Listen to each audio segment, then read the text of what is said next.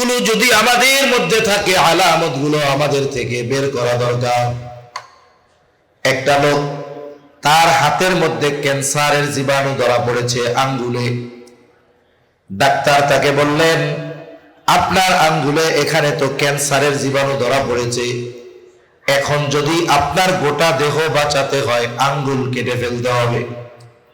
বলেন তো কোনো ব্যক্তি এমন আছে নাকি ডাক্তারকে বলবে, ডাক্তার জীবন চলে যায় যাক তবু আঙ্গুল কাটা যাবে না?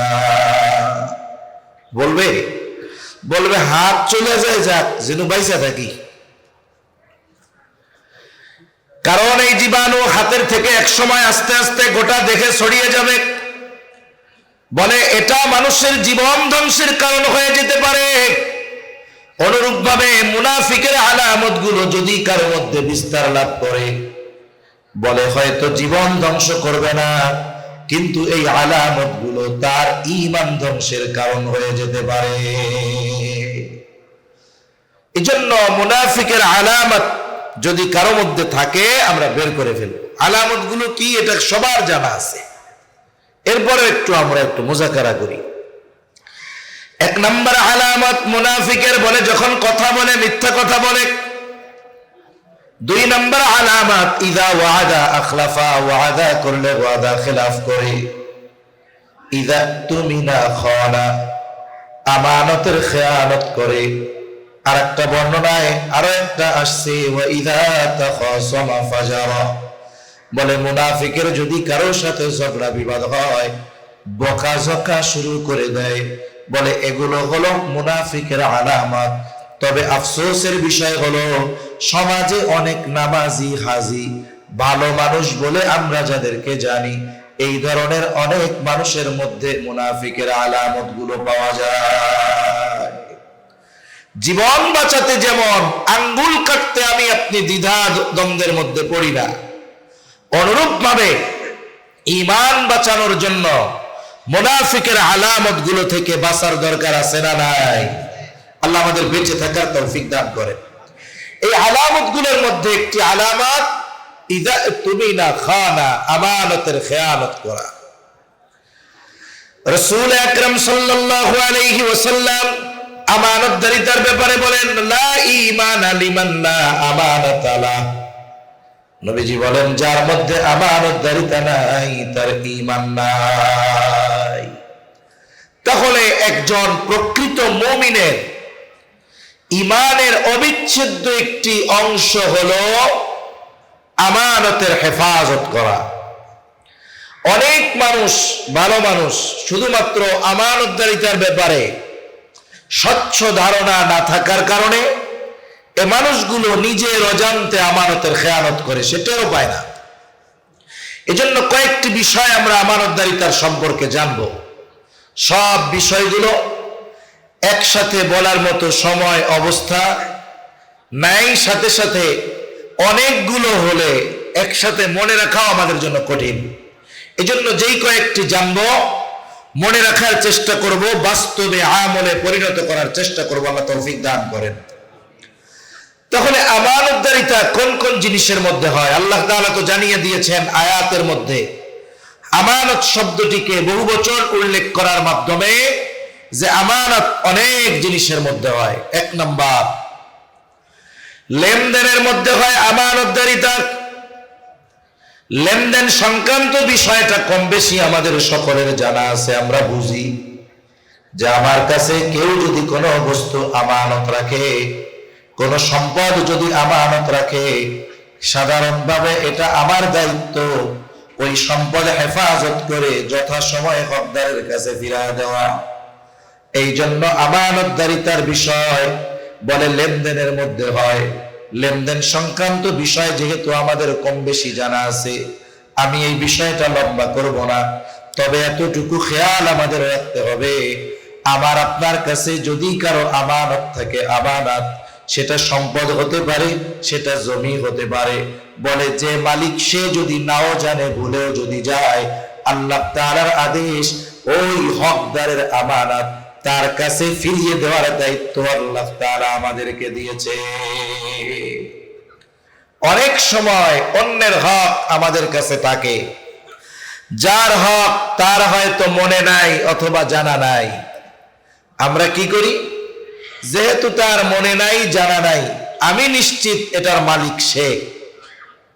এখন কি করে, বলে মনে করে ও যেহেতু জানে না মনেও নাই, তাইলে থাক, এটা আমি রেখেই দিই। এটা করার সুযোগ আছে? এটা করার সুযোগ নেই। এজন্য লেনদেন সংক্রান্ত বিষয় আমরা এমনিতেই সাফ থাকব। কোন মানুষের হক, সেটা আমানত হোক, সাধারণ হক হোক, আমরা এই চিন্তা রাখবো যে আমার কাছে কেউ কিছু পাওনা থাকবে আর আমি আল্লাহর সামনে হাজির হব, এটা যেন না হয়। রাসূল আকরাম সাল্লাল্লাহু আলাইহি ওয়াসাল্লাম দুনিয়া থেকে চলে যাওয়ার অল্প কয়েকদিন আগে মসজিদে নববীর ভিতরে সব সাহাবায়ে কেরামকে একত্রিত করেছেন। কি বলতেছে? উদ্দেশ্য হলো, নবীজি বলেন, তোমরা যদি কেউ আমার কাছে কোনো কিছু পাও না থাকো, তাহলে সেটা আমার কাছ থেকে চেয়ে নাও। কেন? নবীজি সাল্লাল্লাহু আলাইহি ওয়াসাল্লাম বলেন, আমি চাই না কেউ আমার কাছে কিছু পাও না থাকবে আর আমি এই অবস্থায় আল্লাহ তাআলার সাথে মিলিত হব, এটা আমি চাই না। এজন্য এই দুনিয়া থেকে যাওয়ার সময় আমাদেরও চিন্তা ভাবনা এরকম থাকতে হবে, এই দুনিয়ায় আমার আপনার কাছে কেউ যেন কোনো ধরনের হক প্রাপ্য না থাকে। সেটা হতে পারে অর্থগত দিক দিয়ে, এটা হতে পারে আচরণগত দিক দিয়ে। আমরা শুধু মানুষের সম্পদ কুক্ষিগত করে হক নষ্ট করি এমনটা নয়, বরং মানুষের সাথে খারাপ আচরণের মাধ্যমেও আমরা মানুষের হক নষ্ট করি। এজন্য রাসূল সাল্লাল্লাহু আলাইহি ওয়াসাল্লাম হাদিসের মধ্যে বলেন, তোমরা ওই দিবসকে ভয় করো যেই দিন আল্লাহ তাআলা বাদী বিবাদীর মধ্যে ফয়সালা করে দিবে। নবীজি সাল্লাল্লাহু আলাইহি ওয়াসাল্লাম বলেন, কেউ যদি দুনিয়াতে কাউকে অন্যায়ভাবে কথার দ্বারা একটা কষ্ট দিয়ে থাকে, কিয়ামতের দিন ওই বিষয়টার ফয়সালা যিনি করবেন তিনি কে? সেজন্য আমরা কাউকে কথার দ্বারাও কারো হক নষ্ট করব না, আল্লাহ তৌফিক দান করেন। আর আমানতদারিতার ব্যাপারে এটা তো সর্বোচ্চ সচেষ্ট আমাদের থাকতে হবে। তাহলে 1 নাম্বার, আমরা আমানতদারিতা অর্জন করব লেনদেনের মধ্যে। 2 নাম্বার, বলে কথাও কিন্তু আমানত হয়, শুধু টাকা পয়সাই সম্পত্তি আমানত হয় তা নয়, কথাও আমানত হয়। নবীজি সাল্লাল্লাহু আলাইহি ওয়াসাল্লাম বলেন, ইযা হাদাসা আর-রাজুলু সুম্মা ইলতাফাতা ফাহিয়া আমানাতুন। নবীজি সাল্লাল্লাহু আলাইহি ওয়াসাল্লাম বলেন, যখন কোন মানুষ কথা বলে আর এদিকে সেদিকে তাকায়, নবীজি বলেন এই কথাটা সে যার কাছে বলল, ফাহিয়া আমানাতুন, ওই কথাটা তার কাছে আমানত হয়ে যায়। সাধারণভাবে কোন মানুষ যদি কথা বলার সময় ডানে বামে এদিকে সেদিকে তাকায়, আমি আপনি কি বুঝতে পারি? যে ওই ব্যক্তি চায় না তার কথাটা আমি ব্যতীত অন্য কেউ শুনতে পাব। কিন্তু আমাদের অবস্থা পরিপূর্ণের ব্যতিক্রম। কোন ব্যক্তি যদি আমার আপনার কাছে কোনো কথা বলার পরে এই কথা বলে যে দেখুন কথাটা শুধুমাত্র আপনাকে বললাম, আপনি আর কাউরে বললেন না। কারণ মানব জীবনে মানুষের এমন কিছু কথা আছে যেই কথাগুলো যদি সমাজের মানুষ জানতে পারে তাহলে সে লজ্জা পাবে, মানুষের সামনে যেতে সেই ইতস্তত করবে। হতে পারে মানুষের ব্যক্তিগত জীবনে এরকম অনেক বিষয় থাকতে পারে, কি পারে না? অনেক বিষয় মানুষের জীবনে থাকতে পারে যে যেই জিনিসটা তার সম্মানের সাথে সম্পৃক্ত হতে পারে। মনে করেন তার ঘরে স্ত্রী ভালো না, তার সন্তানেরা কথা শোনে না, তার পরিবারের মানুষ তার উপরে টর্চার করে, এটা হতে পারে। দেখা যাবে বাহিরে সে খুব প্রভাবশালী ব্যক্তি, কিন্তু ভেতরে ঘরের মধ্যে সে একজন মাজলুম। বাহিরে মানুষ তাকে দেখলে ভয় পায় আর সে ঘরের মধ্যে ঢুকলে ভয় পায়। আছে না এরকম? আছে। এখন মনে করেন এই যে অভ্যন্তরীণ কষ্ট, এটা গোপন রাখবে কতদিন? চাপিয়ে রাখলে স্ট্রোক করবে। এখন সে কি করে? তার বিশ্বস্ত বন্ধু আত্মীয় স্বজন যাদেরকে সে বিশ্বাস করে তাদের কাছে গিয়ে বলে, দেখো তোমরা তো দেখো বাহিরে আমার কত প্রভাব, মানুষ আমারে দেখলে সালাম দেয়, কিন্তু আমার ঘরের খবর তো জানো না। আমার বউ মাঝে মধ্যে আমারে পিটায় কথার কথার। এখন বলেন তো, এই কথা কি মানুষের সামনে বলা যায়? আর যদি সমাজের মানুষ জানে, তাইলে ওজরের যে রাস্তা দিয়া যাবে, পাশের থেকে বলবে, দেখ ওই যে বউয়ের পিটানি খাওয়া নেতা যাইতেছে। ইজ্জত ইজ্জত থাকবে? থাকবে না। এখন এসে আমার আপনার কাছে বলল, এখন আমাদের অভ্যাস কি? যদি বলে বইলেন না, ওই কথা না বলা পর্যন্ত আমাদের আর ভালো লাগে না। এটা আমাদের রোগ। এখন কি করে? 1-2 দিন অতিবাহিত হতে দেয় না, চোখের আড়াল হওয়ার আগেই পাশের মানুষকে ডেকে বলবে, ওই লোক আমার কাছে কি কথা বলছে জানো? বলে না। বলে আমাকে খুব বিশ্বাস করে গোপন একটা কথা বলেছে, কারো কাছে বলতে মানা করছে। আমি তোমাকে খুব বিশ্বাস করি, আমি শুধু তোমার কাছে বললাম, তুমি কারো কাছে বলো না। আপনাদের চিটাঙের ভাষায় বলবে, আই তোরে কদ্দি তুই কারো কাছে ন হইস। ঠিক না? যে আমি তোরেই বলতেছি, তুমি আর কারো কাছে বইলো না। এখন কি হবে? আমারও তো বলতে মানা করছিল, আমিও বলছি না। ও মনে করবে তাইলে মনে হয় একজনের কাছে বলা যায় যাচ্ছে, এবারও আর একজনকে বলবে যে হুজুর মিথ্যা কথা বলে। না না, বলে হুজুর আমাকে অমুকের ব্যাপারে এই কথা বলছে, আমি তোমারে বললাম, তুমি কিন্তু কাউরে বলো না, খবরদার। এইবার একের পর এক কি হবে? যে যার কাছে কথা বলবে আর বলবে আমি তোমাকে বললাম, তুমি কাউরে বলো না। দেখা যাবে সকালের কথা যেটা কারো কাছে বলা মানা ছিল, সকাল থেকে দুপুর হতে হতে ওই গোপন কথা 100 জনের কাছে পৌঁছায় গেছে। বলুন তো, আমি বললাম একজনের কাছে, কিন্তু পৌঁছাইছে কত জনের কাছে? খেয়ানত আর একটা নাই বলে 100 খেয়ানত হয়ে গেছে।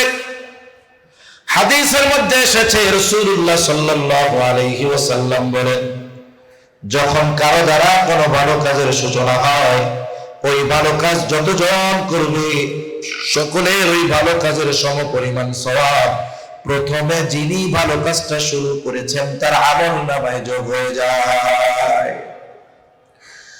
আবার নবীজি বলেন, যখন কারো দ্বারা কোনো মন্দ কাজের সূচনা হয়, ওই মন্দ কাজ যতজন করে, বলে শুরু যে করেছে সকলের পাপের সমপরিমাণ গুনাহ তার আমলনামায় যোগ হয়ে যায়।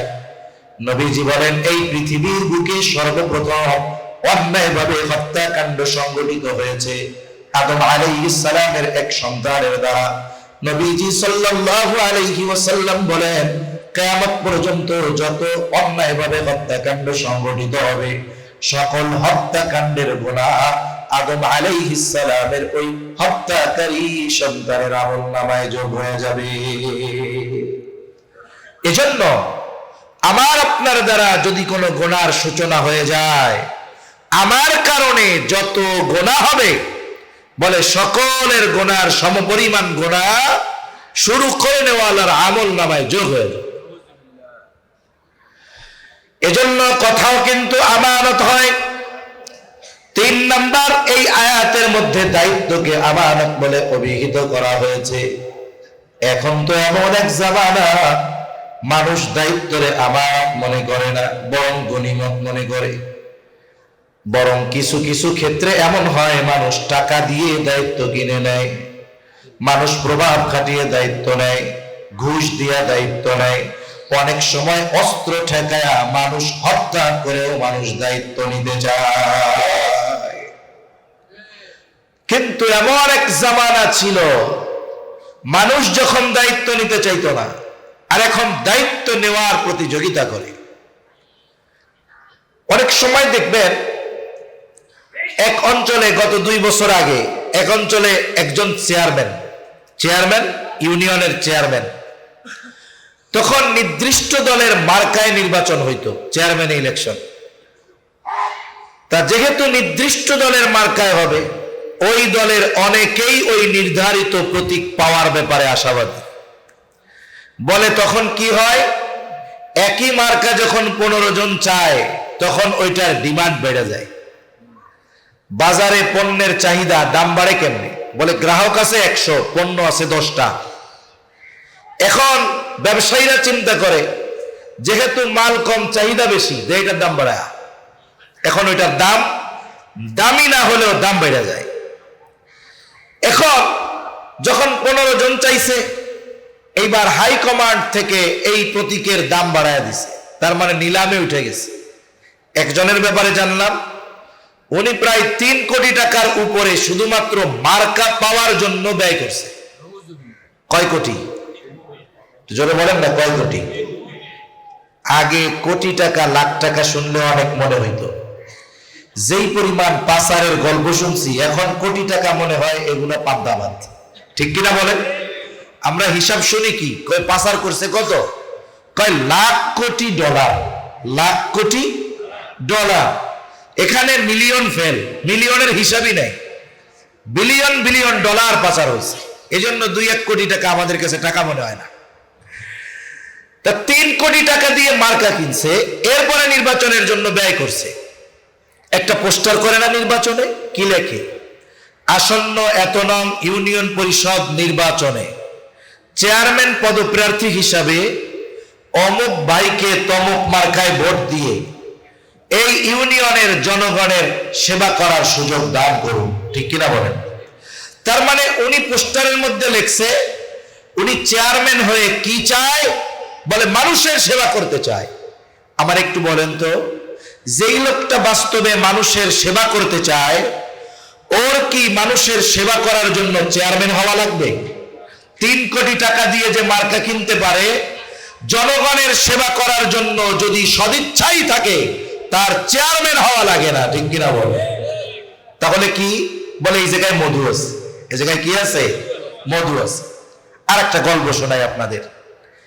করোনাকালীন সময় ইংল্যান্ডের প্রধানমন্ত্রী, কি ক্যামেরন যেন ওনার নাম, উনি হঠাৎ করে বলতেছে যে আমি প্রধানমন্ত্রীর দায়িত্ব ছেড়ে দিতে চাই। উনি বলেন আমাকে যেই ভাতা দেওয়া হয় প্রধানমন্ত্রীর দায়িত্ব পালনের জন্য, এটা দিয়ে আমার ফ্যামিলি চলে না, আমি আমার ব্যবসায় সময় দিতে পারতেছি না, আমার প্রফিট আসতেছে না, যার কারণে আমার ফ্যামিলি চালানো কষ্টকর হয়ে যাচ্ছে। খবরটা পড়লাম আর চিন্তা করলাম যে বেটা, তোমার নসিব বড় খারাপ, তুমি ইংল্যান্ডের মতো দেশে জন্ম নিছো, এই জন্য তুমি বাংলাদেশে চলে আসো, তোমার প্রধানমন্ত্রী হওয়া লাগবে না, কোনো মতে কষ্ট করে যদি 5 বছর মেম্বার হইতে পারো, তোমার সামনের হায়াতের জন্য আর টেনশন করা লাগবে না, টাকার পাহাড় হয়ে যেতে পারবা। ঠিক কিনা বলে?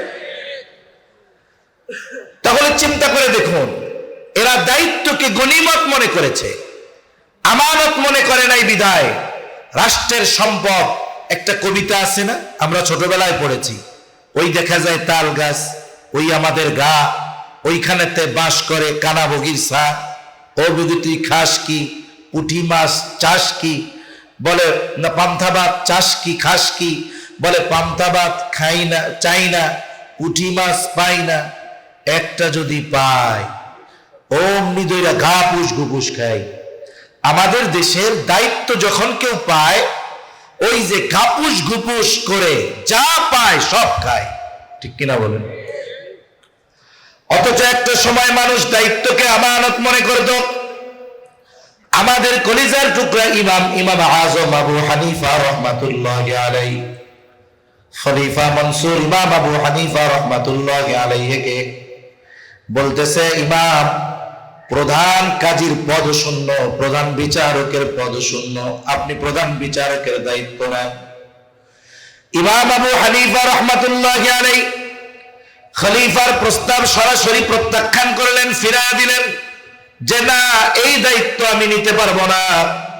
খলিফা সবার সামনে প্রস্তাব দিয়েছে, সবার সামনে তিনি প্রস্তাব ফিরাইয়া দিয়েছেন।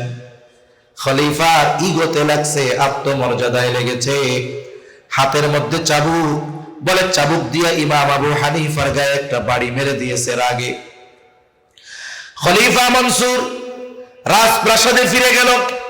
খলিফা মনসুরের চাচা বলে, মনসুর, কাজটা তুমি ভালো করো নাই, ইমাম আবু হানিফার গায়ে চাবুক দিয়ে বাড়ি মেরেছো, কাজটা ভালো হয় নাই, তার কাছে তুমি ক্ষমা চাও, মাফ চাও। একটা বিষয় হলো, মানুষ যখন রাগান্বিত অবস্থায় থাকে, সে অনেক কিছু করে ফেলতে পারে, সিদ্ধান্ত নিতে পারে, কিন্তু দেখা যাবে ওই ব্যক্তি যখন রাগ ঠান্ডা হয়ে যাবে, ওই রাগান্বিত অবস্থার সিদ্ধান্ত কথার জন্য সে নিজেই লজ্জিত হয়ে যায়। এজন্য রাগান্বিত অবস্থায় কোনো সিদ্ধান্ত নিতে হয় না। হাদিসের মধ্যেও মানুষ যখন রাগান্বিত হয়ে যায়, তখন সে কি করবে এর দিক নির্দেশনা আছে। কারণ শয়তান রাগান্বিত অবস্থায় তার মাধ্যমে অনেক বড় বড় সিদ্ধান্ত নিয়ে নেওয়াতে পারে, যেই সিদ্ধান্তগুলো স্বাভাবিক অবস্থায় সে কল্পনাও করে না। আমাদের দেশে গ্রাম অঞ্চল সহ শহরেও অনেক জায়গায় বিবাহ বিচ্ছেদের ঘটনা ঘটে। ঘটনার সূত্রপাত কি? বলে একেবারে ছোট্ট একটা বিষয় থেকে স্বামী স্ত্রীর মধ্যে কথা কাটাকাটি শুরু হয়েছে। একটা পর্যায়ে এটা বৃহৎ আকার ধারণ করে। রাগান্বিত অবস্থায় স্বামী তার স্ত্রীর 14 গোষ্ঠী ধরে তালাক দিয়ে দেয়। যখন তালাক দিয়ে দেয়, শয়তানের এক মিশন সাকসেসফুল। এবার শয়তান চলে যায়, মেজাজ ঠান্ডা। একটু পরে আইসা আর এক শয়তান দুইজনের একে অপরের প্রতি মহব্বত জ্বালা শুরু করে দেয়। এখন চিন্তা করে, হায় কাজটা কি করলাম, আমার এই 2 বছরের বাচ্চাকে কে লালন পালন করবে, 4 বছরের বাচ্চাটাকে কে বড় করবে। এইবার হুজুরের কাছে চলে গেছে দৌড় দিয়া, হুজুর কি হয়েছে? বলে আমি তো এই কাজ করে ফেলছি। কেন করছো? হুজুর রাগের মাথায় করছে হুজুর।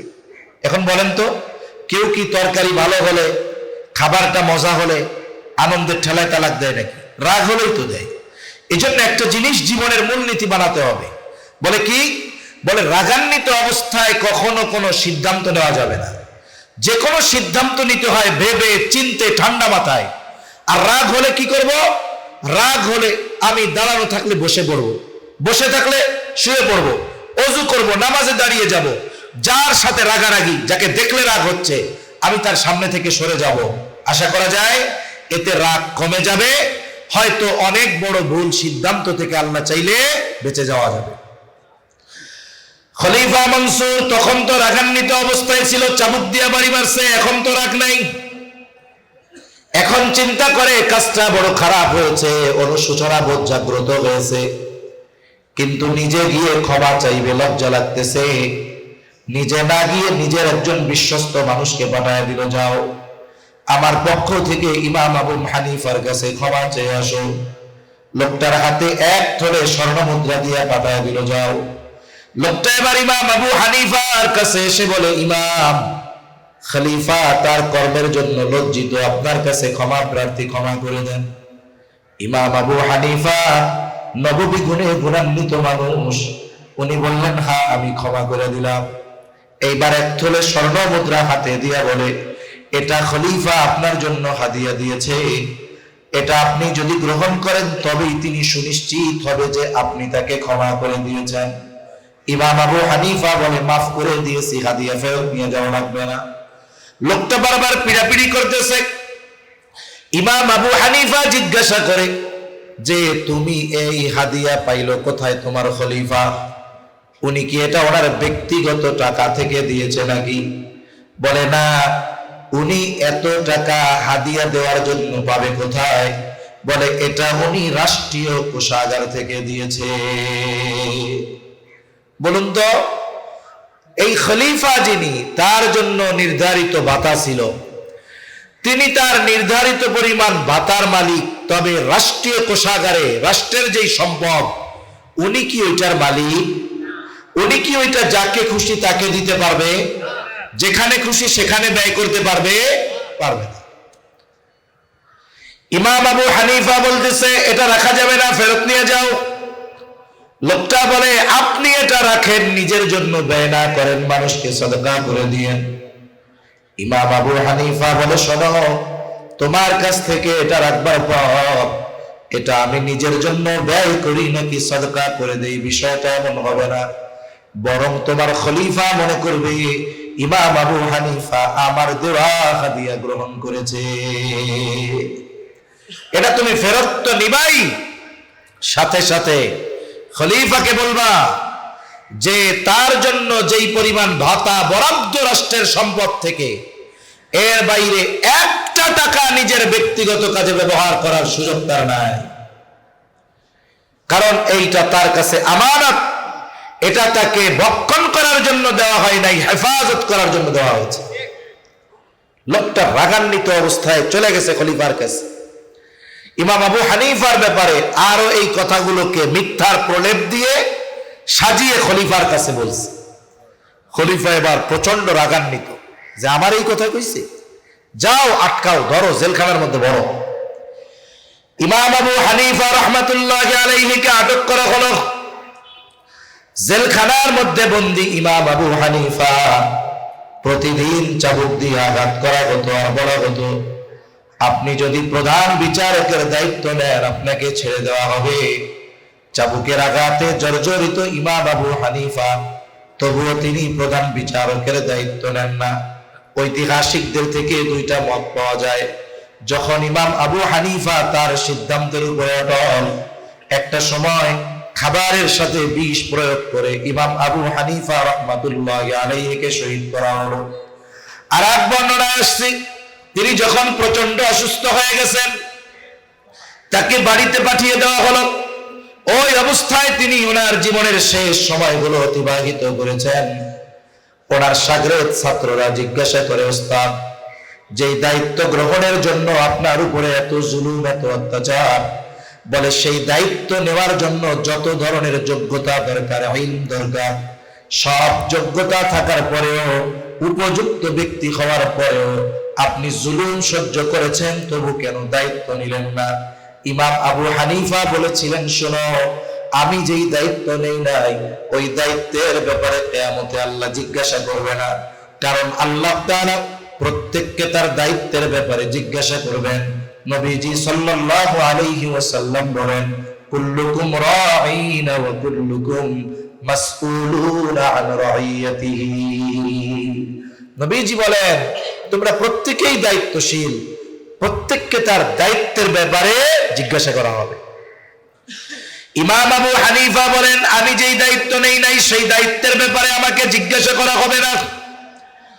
তবে যদি আমি প্রধান বিচারকের দায়িত্ব গ্রহণ করি, বলে এই দায়িত্ব নেবার পর আমার দ্বারা যদি কোনো দায়িত্বের পালনের ক্ষেত্রে ত্রুটি বিচ্যুতি হয়ে যায়, কিয়ামতের দিন আল্লাহ তাআলার সামনে আমাকে বিচারের কাঠগড়ায় দাঁড়ানো লাগবে।